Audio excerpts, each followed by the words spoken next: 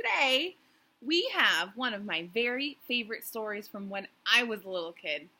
I used to read this book with my mom and my dad, and then when I got older, I used to read it to my little brother. It's called The Jester Has Lost His Jingle. Here's the Jester, and here are his jingles. I wonder what that means. The Jester has lost his jingle. We're going to have to read and find out what the author means when they say the jingle. The Jester has lost his jingle. Our story begins quite removed in a castle far away. Our story unfolds, unfortunately, on a very unfortunate day. You see, this morning when the world awoke, no one was in any mood to joke. That might not mean very good things for the jester, because a jester's whole job is to tell jokes. Let's see what happens. But one was still happy and bubbled with joy, for he played with life as you play with a toy. He would dance to its rhythm, being light on his feet. He would sing to its tune, which was gentle and sweet. For he was the jester, and jester would he, to make people laugh and fill them with glee. That word glee means happiness. Ooh. He had a special helper, as any jester should, a friend by the name of Farley, a piece of talking wood. He carried Farley all over. The two were quite a pair. They viewed life as a carnival, a fun-filled festival fair. But today, when Jester broke out in his song, how could he have known that something was wrong? When he started his routine and strutted on stage, how could he have known the king was in a rage? So he sang his funny song and walked his funny walk. And he danced his funny dance and he talked his funny talk. But nobody giggled, nobody yuckled, nobody laughed, and nobody chuckled. The jester has lost his jingle, the king yelled in dismay. His bells no longer tingle. That's all I have to say. But then, without a thought and on a whim, the king decided to banish him. Banish me, sire? Don't send me away. Why is your high highness so down this fine day? Wow, so banish me, that means send him away, so he can never ever come back. And look at what happened to the jester's words. He said, "Why is your high highness so down this fine day?" The author was really trying to show you how sad he was. Oh. But the king gave no answer. He said nothing more, merely pointed his fingers towards the front door. The jester walked out slowly. A tear fell from his face, for he'd never left the kingdom, never wandered from this place. Oh. And once outside, the jester cried, "Oh, Farley, I fear what they say is quite true. I'm no longer funny, my career is quite through."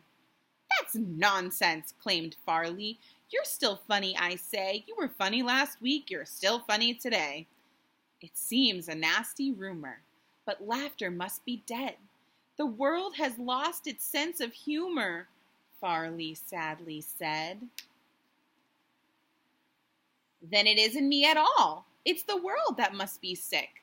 We must find that sense of humor and bring it back here, quick, quick." So off they went, our fearless two, to bring back laughter, back to you. Their journey was long and their journey was rough. But the jester was strong and the jester was tough. They looked far and near. They looked far and wide. They looked everywhere that laughter might hide.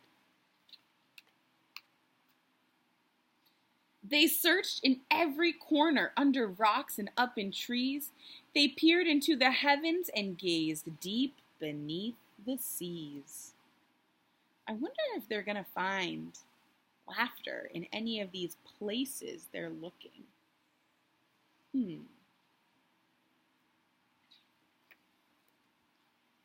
They wandered through the country, through the meadows and lush and pretty.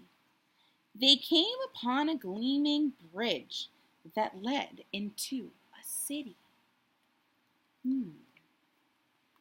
They looked in vain for flowers. They heard no sounds of birds. They saw lots of angry faces and heard lots of bitter words. Everyone here is so moody. Everyone here is so mean.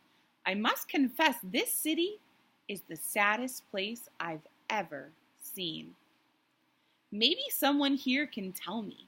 Maybe someone here might know. How come people aren't laughing? How come spirits are so low?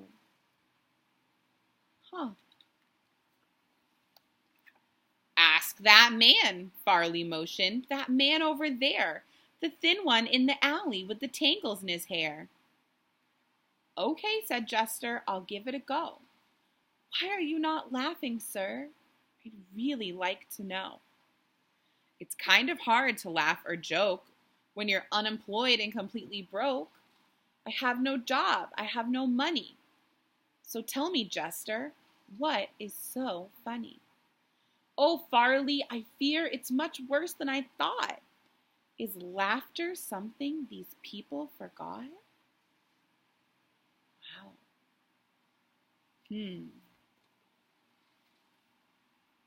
Impossible, cried Farley. Why, that's news I couldn't bear. Ask that man with the briefcase blowing smoke into the air. Okay, said the Jester, I'll try another try. But it seems you don't believe in laughing, sir. Can you please tell me why? I wonder if he will have the same reason as the other man. Laugh? Ha! That's a laugh. The best I've had in years. The world is not a funny place. It's filled with pain and tears. Don't you read the papers? It's all there in black and white. Everything is going wrong, and jokes won't make it right. I have no time for laughter, and I have no time for you. I'm sorry, that's the way things are. There's nothing you can do. I don't think that's really true, that there's nothing that Jester can do. I wonder what he might do next. Let's see. Don't believe him, Farley said. We know he must be wrong. Our search for laughter must continue. Time to move along. The Jester looked up to the sky as he let out a woeful sigh. He fought back tears and shook his head, and then with determination said, There must be someone somewhere with a smile upon their face. There must be someone cheerful in this cold and lonely place. Say, look at that tall building. Perhaps we'll find the answer there. It's up to us to make a difference. It's up to us to care. What of her? Asked Farley, that little girl in bed, the one who looks so fragile with the bandage on her head. Hello, little girl, the Jester said. My, how do you do? I wonder if you can tell me, how come laughter's not with you? The little girl looked up, and her eyes were opened wide.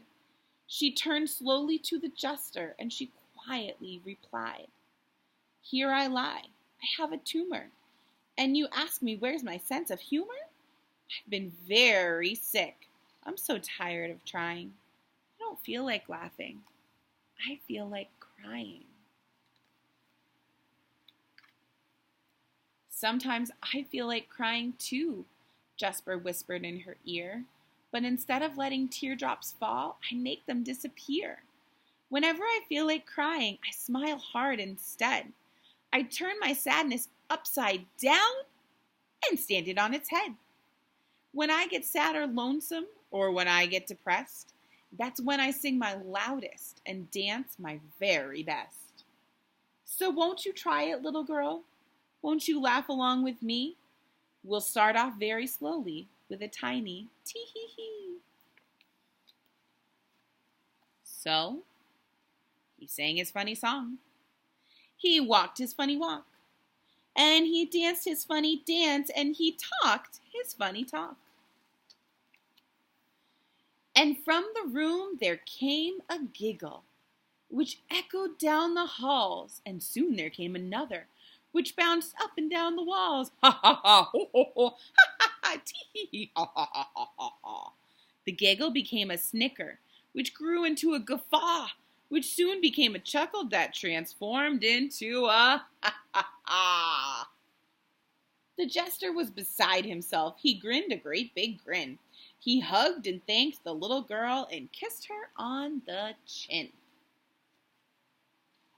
Soon laughter leaped right out of the window, growing louder as it flew. Can't you hear it coming? It's about to swallow you. It spread to every corner. It filled up every space. Smiles popped up everywhere. Can't you feel one on your face? As Jester ran back to the kingdom, he carried rainbows in his hand.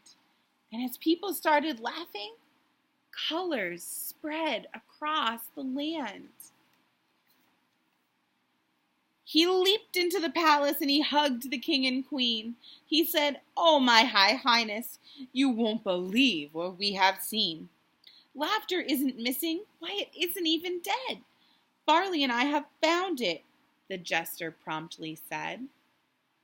Where did they find it? We found it where it's been hiding. We've discovered where it's been. It's hiding inside everyone. It's buried deep within. Laughter's like a seedling waiting patiently to sprout.